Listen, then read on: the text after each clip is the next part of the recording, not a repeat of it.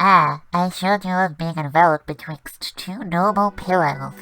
And welcome back to Devlog. In the last part I worked on the design for the aquatic abode level, and in this part I work on the visual design for the aquatic abode level. The first thing I usually do when setting up a new level is set up the level's visual palette. These are what colours I generally use when drawing all the visuals for a level, so each level has their own specific colour theme and colours I generally use to make every level have its own distinct colour. For the aquatic abode, this is a lot of pinks and a lot of purples and some tan colours. The reason for this is mostly because I have not made a level before that is this colour scheme. The levels I'm going to make are not this colour scheme, and also these colours make the blues, brighter, saturated pinks and blacks of the actual waters in the level stand out a lot easier. The first thing I added for the visuals was the actual furniture for the aquatic abode. The furniture is just what is scattered throughout the level and serves as an obstacle or way of moving around certain areas. The furniture is very fun to draw. A lot of these are just placeholder shapes I made and then drew the furniture sprites over them after the fact. My favourite thing about the visual design for the furniture is it is designed to be significantly larger than Pep-Pel herself, because Pep-Pel is at best 2 feet tall, but her height is wildly inconsistent, for I never actually designed what her current canon height should be. But Pep-Pel is a small little goblin, so she is a lot bigger compared to a lot of the furniture, meaning standing on a table, she can just stand on a regular table, and it's about as tall as she is.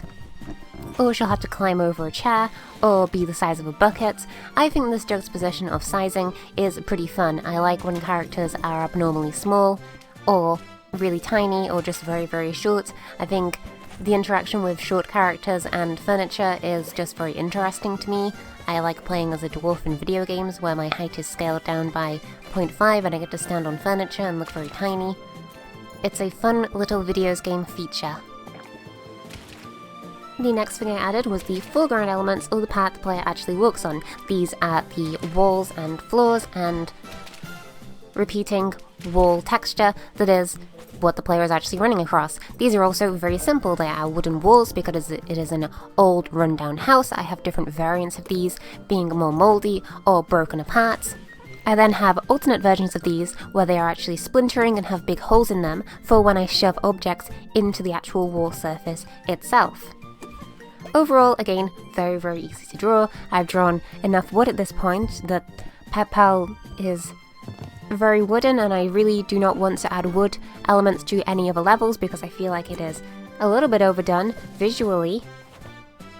But it has made drawing actual wooden planks and wooden things very easy.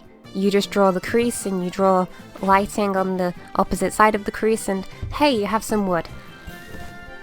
My personal favourite part of the visual design for the walls and floors is that some of these wooden shapes have a carpeting rug. This was very, very fun to draw. Originally I wanted more of a perspective difference in the actual wooden flooring, but it was very difficult for platforming, so I just had this being a completely flat surface and then having the actual carpet hanging over the wooden visual. It doesn't make sense logically for how a carpet could hang like this and go through the walling, but visually for the actual game design, making it look flat so the player can platform against it, while also having the visual for the carpet falling is, I think, very interesting. Since the primary focus of the aquatic abode is definitely the water and the furnitures, I made a larger focus on the backgrounds and these elements in opposed to the actual walling, which I would more focus on other levels. Because of this, the walling is very, very basic. It is just walls and floors and wooden planks. It serves its purpose, it shows where there is and is not collision. That is all there is to really have about the wall visuals.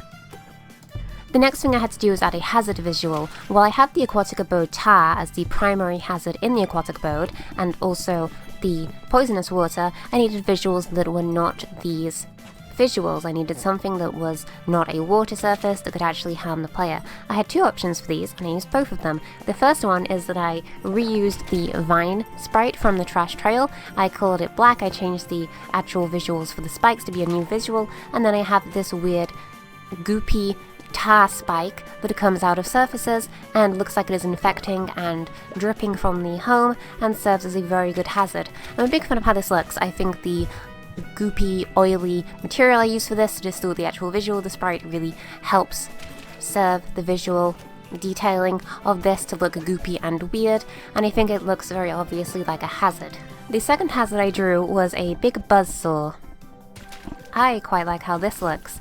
Even though my game is now compared to Super Meat Boy and that one section in Hollow Knight, I'm a big fan of the buzzsaws. They don't really make sense in the logic of a aquatic abode, this being a broken down abandoned house, but imagine the home is being demolished by a bunch of buzzsaws, and now they make logical sense. Now I just wanted to draw buzzsaws. I think they look really cool. I like the actual colouring of the buzzsaws in the visual for the aquatic abode. There is actually quite a lot of detail on the buzzsaws themselves. This is quite difficult to see in game because they are rotating very, very quickly. But there is nice little scratches to the surface. The surface looks not just like one repeating block of a circle. There is more detail and differentiation in the surface height of the circles within the buzzsaws, and the actual spikes themselves, while repeated, have a lot of detail on them. I feel I'm a pretty big fan of how the visuals for the buzzsaws came together. These spin around on a blocky pivot which has a screw in it that rotates around and then is connected to the pivot by a girder. Next I have the background of the aquatic abode. Since it is an interior location, the background very obviously has to be the wallpaper and the windows of the home. However, I added a element to this where you can actually see out of the window, and there is a set of lands outside of the window, these just being primary colour palettes that are blended in a painterly style to look more visually distinct. But the main focus is the wallpaper itself. This has the wallpaper, this has the divider at the bottom of the wallpaper, this has a bunch of different window patterns, and this has paintings on it. The paintings are not actually part of the looping wallpaper texture, which means I can dynamically place paintings in scene, but I have to ignore where the windows of the painting are. So this is a little bit tricky. I have to place them and then go into the level, find out where the windows are, because the actual background is not placed organically, it is created in code for a scrolling texture. But as mentioned, the main detailing of the background is made to be a lot more detailed than the other levels' backgrounds. There is a lot of focus on actually making the background of the aquatic abode look nice, and I'm a really, really big fan of how it looks. It has a lot of disrepair inside of it. There are parts of the wallpaper that are peeling off, there are creases, there are stains. It looks gross and moldy. There are obvious wood patterns from where the wallpaper is peeled off. And the window frames have a lot of detailing in them. The window frames, quite obviously, are the outside of a window frame of a home, but the reasoning for this is the inside window frames of a home don't look interesting enough. So I just drew an outside window frame and used it for the inside of a home, and I don't care. Don't tell me what to do. I think even... Oh no, I killed myself by yelling at the last section. I think the actual repeating texture of the aquatic abode's background is probably my favorite of any level's background. There is so much nice little detailing in it. It looks very, very visually interesting. Despite the fact that I have looked at the actual background because it loops throughout the entire level, a lot of times I feel like in every section of the level it looks dynamic and fresh and really serves to emphasize the detailing of the aquatic abode.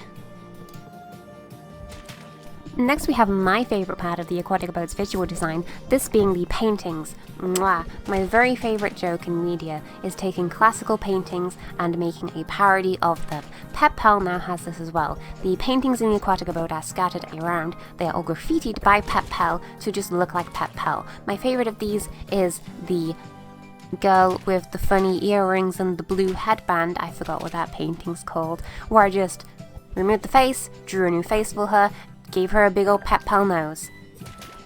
It's just a funny joke. I really, really love how all the paintings look. Some of them are more subtle than others in the graffitiing, but they all look dumb and silly, and it's that classic Pep-Pel comedy, baby. Pep-Pel's a little goofball, destroying priceless works of art. I was originally going to use the Mona Lisa for one of these, but when you go to parody graffiti art in the videos games, Mona Lisa is everybody's go-to, so I wanted the paintings to look a little bit more different, a little bit more fresh.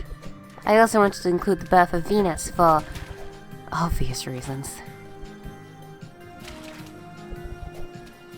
I think this painting looks the most dynamic, but it's definitely the most big of the paintings and the most eye-catching. But these all blend in very well with the actual visual of the level. They are very big fancy paintings, but they are all rotated or falling in a certain way and aid to the level's visual of disrepair. And then also they look funny. Finally, we have the visual for the skin you unlock when you beat the aquatic abode. In case you do not know, when you beat a level in Pep-Pellington, you unlock a skin corresponding to the level because the magical power of the tail you unlock at the end of the level grants Pep-Pel the ability to transform her form, because the tails originally made her a goblin and now they can change what she looks like to correspond with the original birthplace of the tail. That's your lore for today. The visual for the aquatic abode skin is, as I say this with every single new skin I add to the game, my absolute favorite. It looks so dumb. The eyes are scaled down, she has tiny little beady eyes, she has a weird little fish face, she has a weird little mechanical body because she's a little fish, and she has webbed fingers. Her backpack is a breathing pack, her hat is a fishbowl with another fish inside of it because I couldn't think of a hat to give the fish characters, so I just gave them another fishbowl in their head. This has a very nice effect when you use your double jump. The hat expands, becoming a larger fishbowl, but the fish inside stays the same size. So, bigger fishbowl, the fish now has room, the hat shrinks down, the fish is now in a cramped little hat. This skin looks so silly. It looks real goofy, it looks real dumb, it looks just my favorite kind of Pep-Pel visual design. Just real dumb, real bad, real dumb. I love Pep-Pel's visual design so very much. And that's it for Devlog.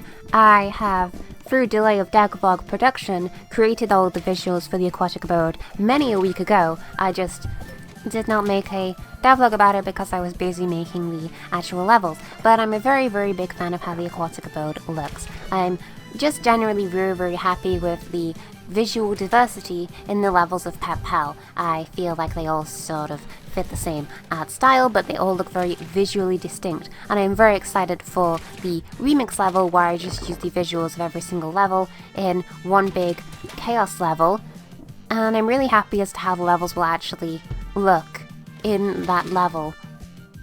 Probably bad, but that's kind of the point. The next devlog will be about probably the new level mechanics I have been working on for the next level, this being the flying factory level. This has its own new mechanics, so I have actually been coding mechanics for a level again, in opposed to just making levels. It has been nice to code for Pep-Pel once again. If you would like to see the Flying Factory level the second it is posted, you gotta hit that subscribe button and like and subscribe. Watch every video in the Pep-Pel playlist. Send me fan mail at funnylittlegoblin@yahoo.com.